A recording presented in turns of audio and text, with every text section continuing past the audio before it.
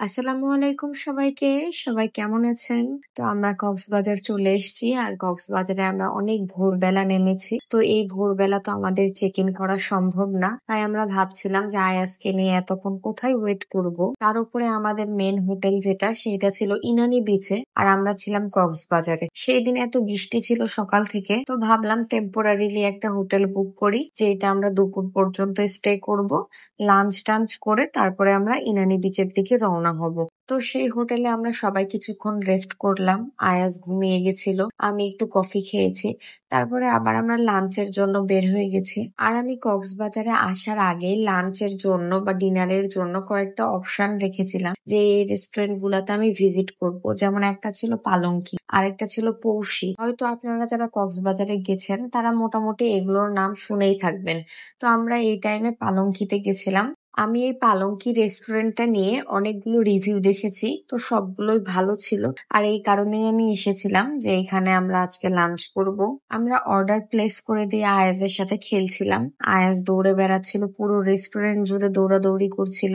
আয়াজ তো যাওয়ার পরপরই ঘুমিয়ে গেছিল, এই কারণে ও অনেক ফ্রেশ ছিল, ও অনেক এনার্জেটিক ছিল। কিন্তু আমার অনেক বেশি খিদা লেগেছিল, আমার একদম এনার্জি ছিল না। মনে হচ্ছিল কখন খাবার আসবে, আমি কখন খাওয়া শুরু করব। কারণ সকালবেলায় একদমই ভালো মতো খাওয়া হয়েছিল না, খুব হালকা পাতলা নাস্তা করেছিলাম। তো এই তো গল্প করতে করতে খাবার চলে এসেছে। আমরা এখানে একদম প্লেন রাইস দিয়েছিলাম, তার সাথে ভর্তার একটা প্ল্যাটার দিয়েছিলাম।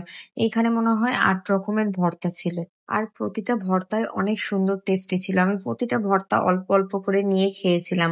ভর্তার পাশাপাশি আমি চিংড়ির মালাইকারি অর্ডার করেছিলাম, কারণ এটার অনেক রিভিউ দেখেছি। তো আমি আগেই ভেবেছিলাম যে এগুলো অর্ডার দিব, মানে সবই আমি প্ল্যান করে রেখেছিলাম যে আজকে পালঙ্কিতে যে লাঞ্চ করবো আর লাঞ্চ আমি কি কি খাবো। তো আমরা সেই অনুযায়ী সব খাওয়া দাওয়া শুরু করলাম। আর আমি ভাবছিলাম কেমন যে হবে খাবার, কারণ আমি অনেক কিছু অর্ডার করে দিয়েছিলাম। মনে হচ্ছিল এগুলো একটাও শেষ করতে পারবো না দুইজনে। আর আমরা এগুলো শেষ করতেও পেরেছিলাম না। লাস্টে আমরা সিএনজি মামার জন্য পার্সেল করে নিয়ে গেছিলাম। চিংড়ির মালাইকারিটা আমার কাছে অনেক ভালো লেগেছে, কিন্তু এখানকার খাবারের দাম অনুযায়ী খাবারের রেটিং দেওয়া আসলে মুশকিল, কারণ খাবারের দাম অনেক বেশি হাই ছিল।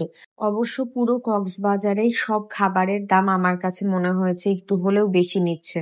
চিংড়ির মালাইকারিতে মাত্র 2 পিস চিংড়ি ছিল, তাতে মনে হয় এটার প্রাইস ছিল 500 টাকা। আমার একদম এক্সাক্ট প্রাইস মনে নাই, বাট 500-র আশেপাশে ছিল। আর আমরা যে ভর্তার প্ল্যাটার নিয়েছিলাম সেইটা মনে হয় ছিল 490 বা 480, মানে ওইটাও 500-র কাছাকাছি। আর সবার লাস্টে আমরা লইট্টা ফ্রাই নিয়েছিলাম, যেটা অনেক বেশি মজা ছিল। তারপরে আমরা পেট ভরে খাওয়া দাওয়া করে সিএনজিতে উঠে পড়েছি। আমরা এখন ইনানি বিচে চলে যাব। আর এখন আয়াজের ফেসটা দেখেন, মনে হচ্ছে ওকে মনে হয় আমি বকা দিয়ে চুপ করে বসিয়ে রেখেছি। আমি অনেক হাসছিলাম ওর মুখটা দেখে। ওকে যতই হাসানোর ট্রাই করছিলাম ও আমার দিকে তাকাচ্ছিল না।